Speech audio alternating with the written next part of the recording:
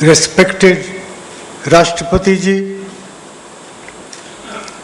Shri Kapil Sibal, Srimati Sushma Swaraj, Shri V. Narayan Swami, Shri T.K. Nair, Shri Pradeep Kumar, Shri Ajit Seth, Shri J.M. Gal, distinguished ladies and gentlemen. I am delighted to participate in the Golden Jubilee celebrations of the Central Vigilance Commission, or the CVC as it is commonly known. The CVC is a very important part of the institutional framework for fighting corruption and ensuring probity, transparency, and accountability in the work and conduct of public servants. Ever since it was established 50 years back, it has served our country with distinction. I compliment the CVC for its outstanding record. Ladies and gentlemen, the past 50 years have witnessed an increase in the scope and complexity of the work of the CVC. When it was set up in 1964 by an executive order, it was expected to monitor all vigilance activities in the central government and advise central government organizations in planning, executing, reviewing, and reforming their vigilance work. Later, in pursuance of the judgment of the Supreme Court in the Vineet Narayan case, it was accorded statutory status and superintendence of investigation of corruption cases by the CBI was added to its responsibilities. The Central Vigilance Commissioner was also given a major role in the selection of director and other senior officers of the CBI. More recently, the responsibility of protecting whistleblowers has been entrusted to the CVC. And very recently, the coming into force of the Lokpal and Lokayuktas Act has added to the charter of the Commission's responsibilities like preliminary inquiries on matters referred to it by the Lokpal and action against those making false and vexatious complaints. It has also enlarged the jurisdiction of the CVC to cover Group B, C and D employees of the central government in cases referred to it by the Lokpal. The widening of the scope of the work of the CVC over the years has also been accompanied by increasing complexity as public policy formulation and implementation have become more and more complex with the passage of time. In fact, it is not only the CVC but the whole institutional setup for fighting corruption that has undergone a transformation with the passage of time. This process of change has particularly picked up in the last 10 years. New laws have been enacted to ensure probity, transparency, and accountability in administration. The Right to Information Act and the Lokpal and Lokayukta Acts are major examples. A number of new laws are under consideration of Parliament. These include the right of citizens for the time-bound delivery of goods and services and redressal of their grievances bill, the Public Procurement Bill, and a bill to amend the Prevention of Corruption Act. These legislative initiatives have been accompanied by administrative steps in the same direction. greater use of information and communication technology has also helped in increasing transparency and reducing opportunities for corrupt practices. Ladies and gentlemen, the last few years have also seen a very vigorous debate on corruption in our country, with civil society and media being active participants.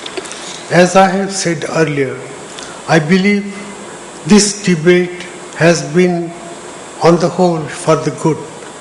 It has led not only to increased awareness in the people about their rights and the responsibilities of public authorities, but also a realization in public authorities of the heightened expectation that our people have from them. The agenda of this conference covers all these developments. In fact, it is a vast agenda that is before you, from the effectiveness of the legal and institutional frameworks for fighting corruption to the use of information and communication technology, from the role of investigating agencies to the role of media and civil society, from autonomy and accountability of investigating agencies to electoral reform and political accountability. The conference also brings together men and women of distinction from diverse fields, government, public and private sectors, media, law and academies. I am sure that the discussions that follow will be stimulating and of great benefit to the participants and will also contribute towards strengthening our efforts for fighting corruption. On my part, I would like to briefly mention some broad issues which I believe are of abiding importance in our anti-corruption initiatives. I have stressed on some of these issues on earlier occasions as well, but I think they are well worth repeating. Ladies and gentlemen, it's important to remember that the ultimate aim of any anti-corruption mechanism is to contribute towards improvement of the processes of governance and delivery of public services. This can happen only when we encourage bold and innovative decision making. Therefore, we must make sure that honest officers are not harassed for bona fide mistakes that they might make while taking well-meaning decisions.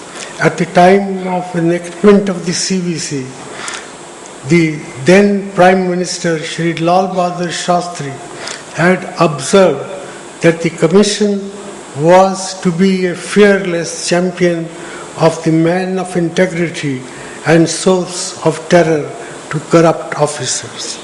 We must ensure the championing of the cause of the man of integrity in all our institutions. In the scenario in which this does not happen, decisions making would suffer badly, and instead of improving the processes of governance, we would end up stifling them.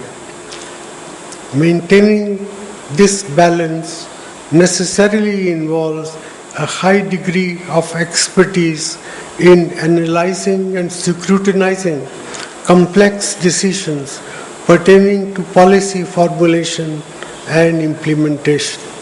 This points to the need for greater professional expertise in diverse fields in agencies like the CVC and the CBI.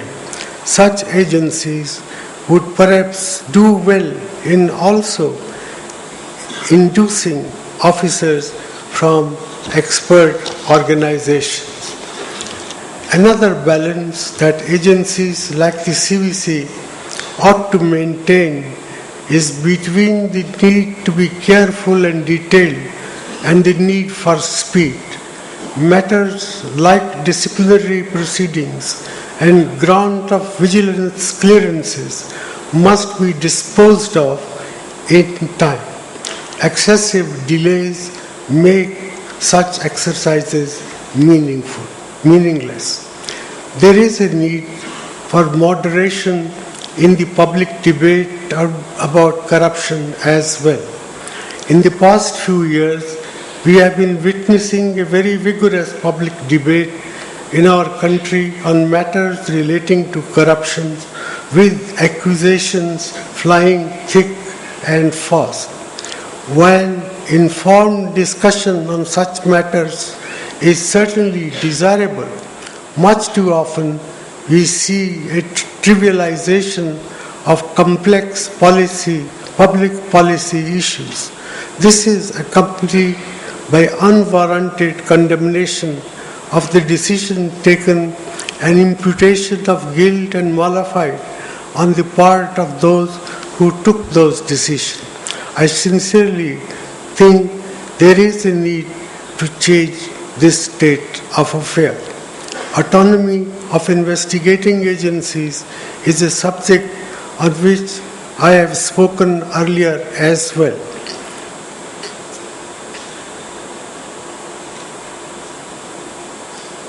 Investigating agencies have always enjoyed complete autonomy in investigation of criminal cases.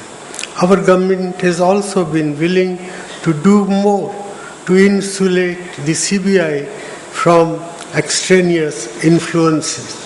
However, it is also necessary to ensure that the political executive exercises the oversight that it is expected to in a democratic polity over any investigating agencies. Ladies and gentlemen, these are the few brief thoughts that I wish to share with you. I am sure that the distinguished men and women who are participating in this conference will examine these and other such matters in much greater detail. I wish you very productive deliberation. I also wish the CVC all success in future. Jai Hind.